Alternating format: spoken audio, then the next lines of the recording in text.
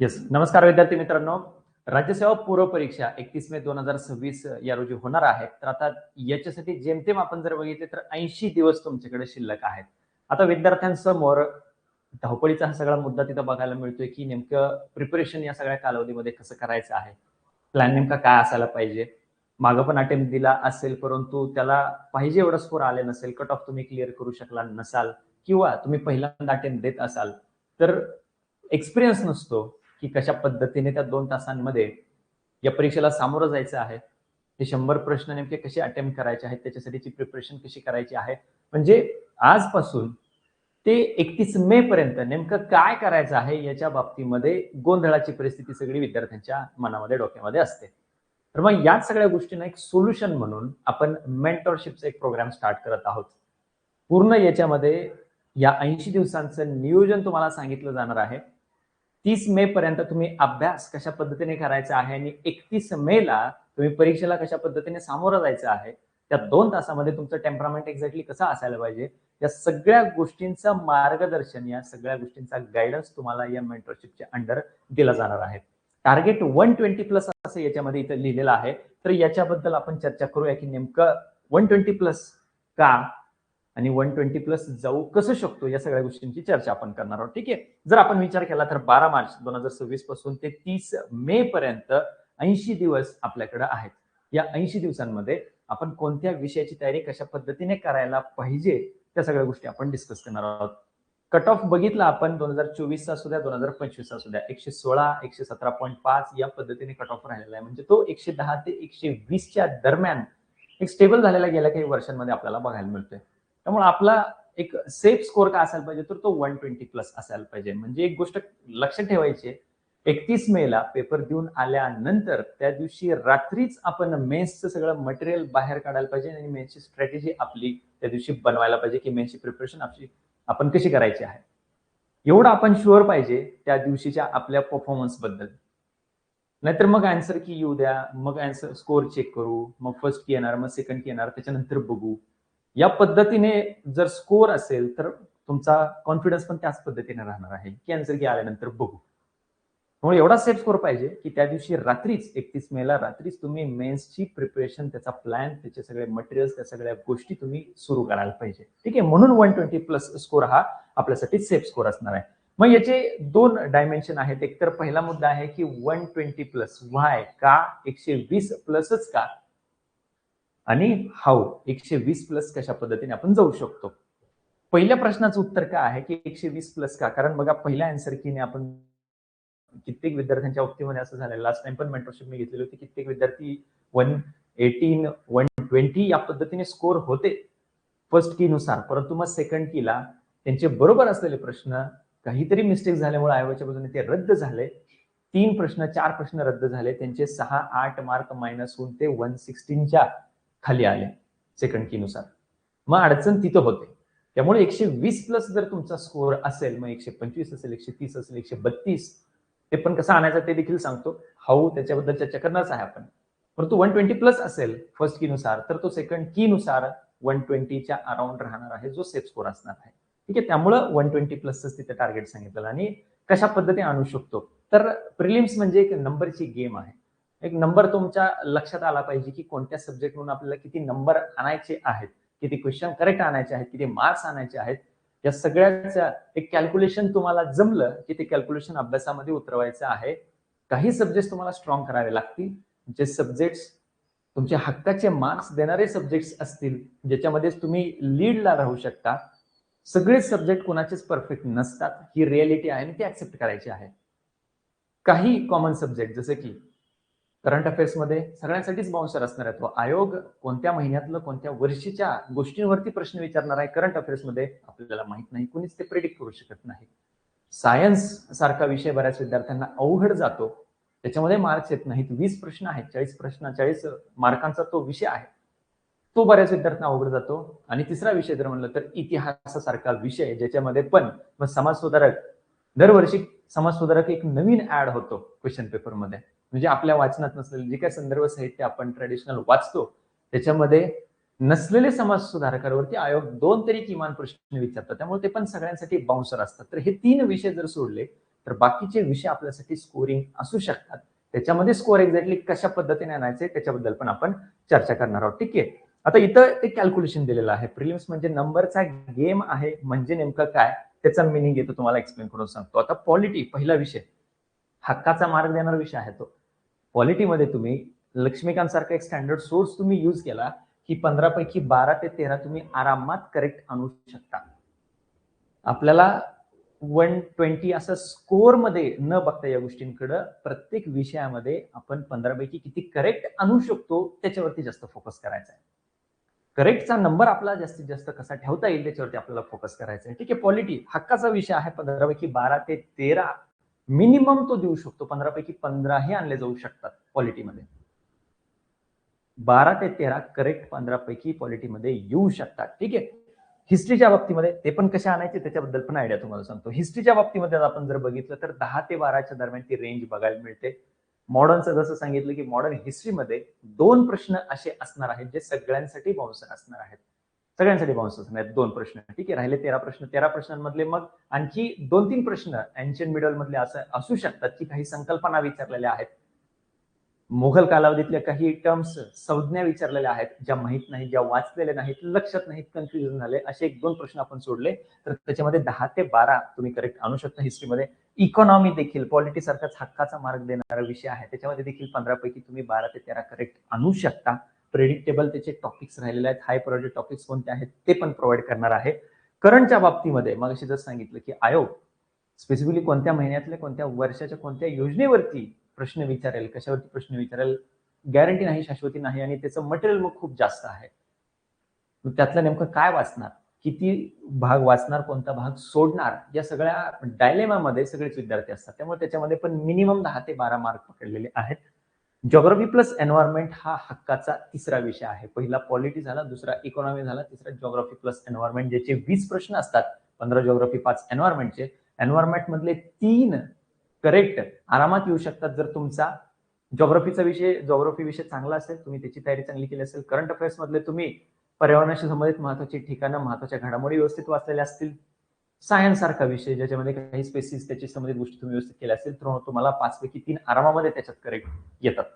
वरचे 2 आणण्यासाठी एखादा सोर्स वाचावा लागतो, नाहीतर ते 3 करेक्ट तुमच्या जनरल नॉलेज वरतीच करेक्ट येऊ शकतात. ठीक आहे. आणि ज्योग्राफीमध्ये जर बघितलं तर परत तिथं 12 ते 13 करेक्ट आपण आणू शकतो. असे 16 ते 17 मार्क्स ज्योग्राफी प्लस एन्व्हायरमेंट मध्ये, 16 ते 17 क्वेश्चन करेक्ट आणू शकतो आपण ज्योग्राफी प्लस एन्व्हायरमेंट मध्ये. सायन्सच्या बाबतीमध्ये 16 ते 17 करेक्ट आणणं पॉसिबल आहे. ठीक आहे. त्याच्यासाठी पॉसिबल आहे. त्याच्यासाठी एक सोर्स मी सांगणार आहे, ज्या सोर्स मधून 2025 ला 20च्या 20 प्रश्न ऍज इट इज रिफ्लेक्ट झालेले आहेत. त्यामुळे ते 40 मार्क गेम चेंजर असणार आहेत. तुम्ही मेन्ससाठी इन आहात की आउट आहात हे 20 प्रश्न डिसाईड करणार आहेत. ठीक आहे. त्याच्यात पण तेवढे मार्क्स आणले जाऊ शकतात. या सगळ्यांची टोटल केली करेक्ट क्वेश्चन तुमचे 72 ते 75 येऊ शकतात. मग विद्यार्थ्यांच्या मनामध्ये भीती असते काही विषयांची, जसं सांगितलं की हिस्ट्री असेल, करंट असेल, सायन्स असेल, त्याच्यामध्ये चुकू द्या ना. 25 प्रश्न चुकायला स्कोप ठेवलेला आहे आपण. 25 प्रश्न चुकू द्या तुमचे, काही अडचण नाही. 72 ते 75 जरी करेक्ट आणले तरी 130 प्लस स्कोर जातोय. मी इथं सांगताना 120 प्लसच सांगितलेलं आहे. 130 प्लस स्कोर जातो 72 ते 75 तुमचे जर बरोबर प्रश्न त्याच्यामध्ये येत असतील तर. ठीक आहे. मग हे सगळं कसं शक्य आहे? तर काही टॉपिक्स आयडेंटिफाय याच्यामध्ये केलेले आहेत. High priority topics, medium priority topics आणि low priority topics. High priority topics म्हणजे कोणते? जसं की आपल्याला दुसरा टॉपिक बघायला मिळतो लक्ष्मीकांत बुक मध्ये, घटनेची निर्मिती, ऐतिहासिक पार्श्वभूमी, त्याच्यानंतर घटनेची निर्मिती, दुसरा टॉपिक. त्या टॉपिकवरती हमखास प्रश्न असतोच.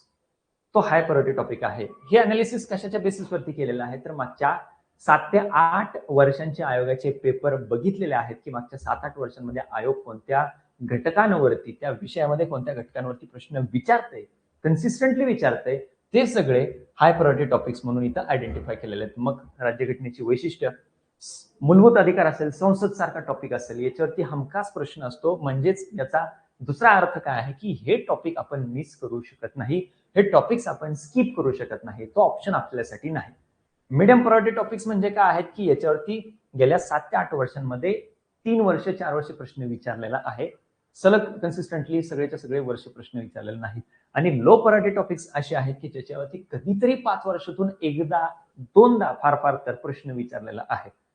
मग आपण अभ्यास करत असताना या पद्धतीने सिक्वेन्सने जायला पाहिजे की अगोदर जिथं आयोगाचा ट्रेंडिंग टॉपिक राहिलेला आहे तो आधी आपला परफेक्ट पाहिजे, त्याच्यानंतर मीडियम प्रायोरिटीचा टॉपिक आपल्याला परफेक्ट पाहिजे, आणि हा पार्ट जो आहे त्याच्या बाबतीमध्ये 19-20 गोष्टी झाल्या तरी चालू शकतात. 12 ते 13 आपण पकडलेले आहेत. मग जे दुसरे जे चुकायला स्कोप ठेवलेले 2-3 प्रश्न आहेत ते याच्यातले असले तरी काही अडचण नाही, पण हे 12 ते 13 याच्यातून तुमचे आरामात येऊ शकतात.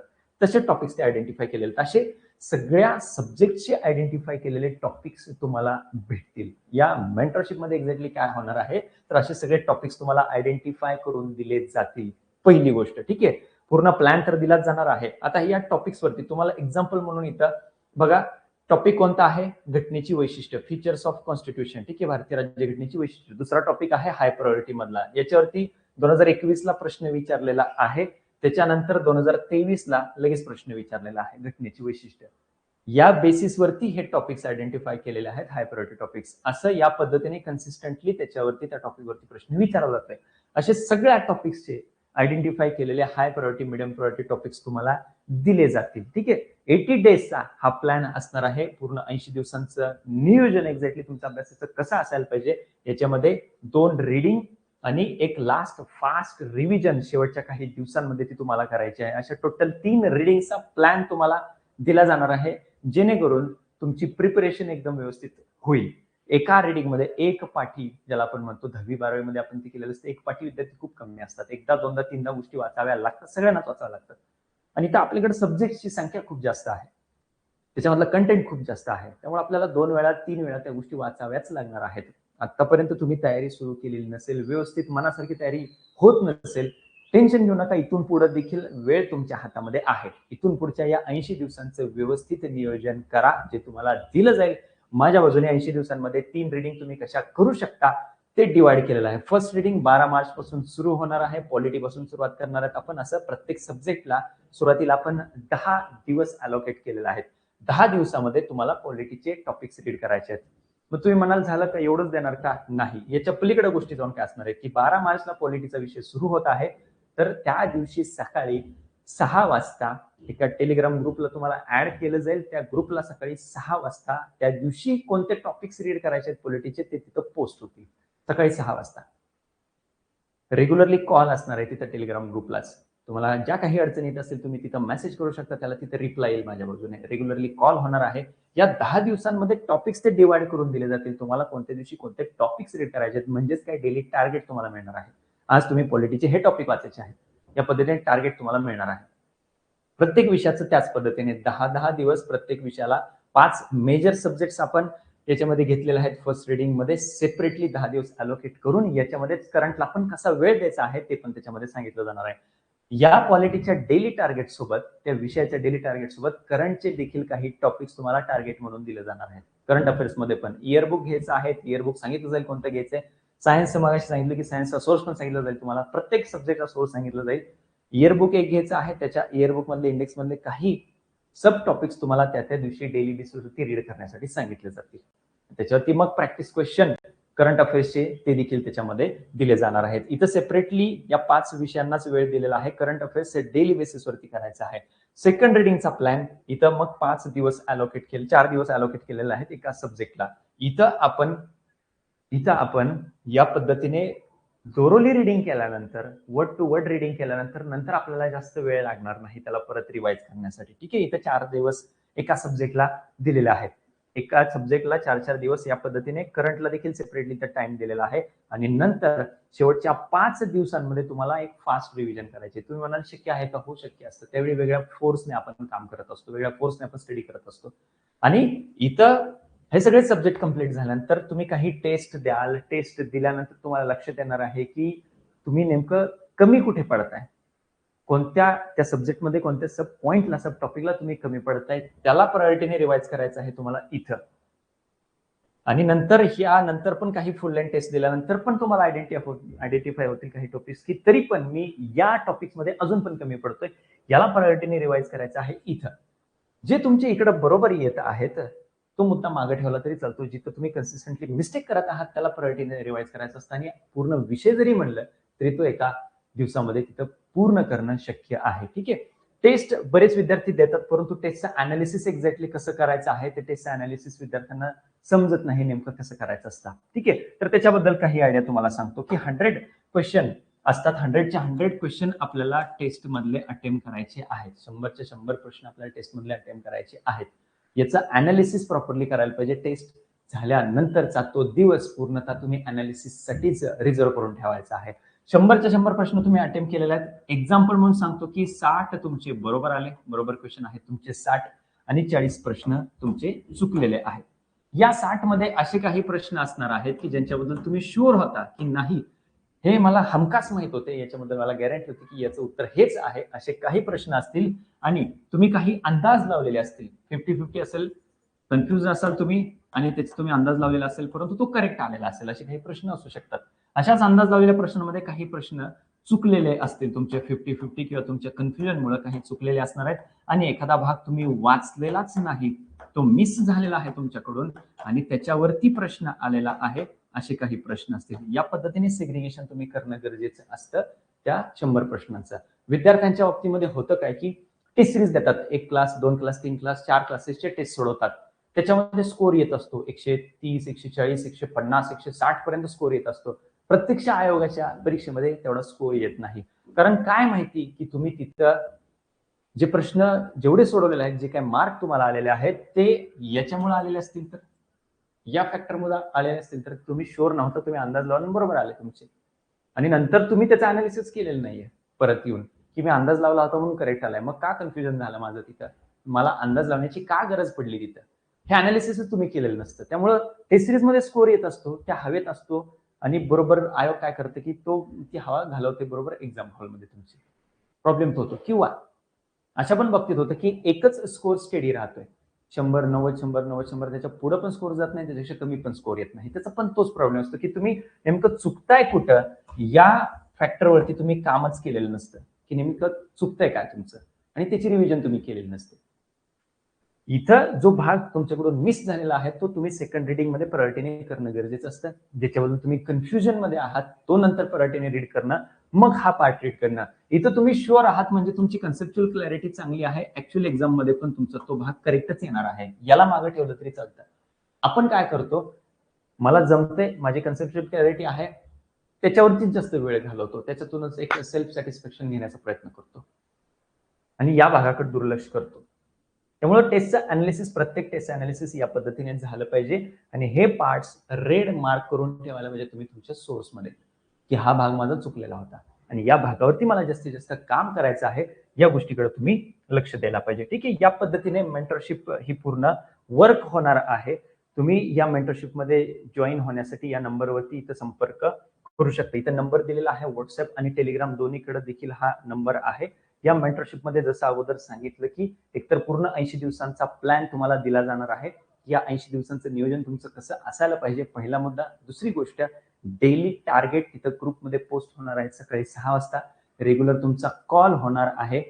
फॉर एक्झाम्पल त्या दिवसाचे टार्गेट्स आहेत काही हिस्ट्रीचे. हिस्ट्रीमध्ये गांधीयुग टॉपिक सांगितलेलं आहे. मग गांधीयुग मध्ये काय, गांधीयुग मग खूप वर्षांचा कालावधी होता, त्यामध्ये एक्झॅक्टली कुठे फोकस करायचा आहे, आयोग नेमकं कुठं प्रश्न विचारतं, या बाबतीमध्ये कॉल घेऊन तिथं तुम्हाला मार्गदर्शन केलं जाणार आहे. ठीक आहे, मेंटरशिपला या जॉईन होण्यासाठी या नंबरवरती संपर्क करा.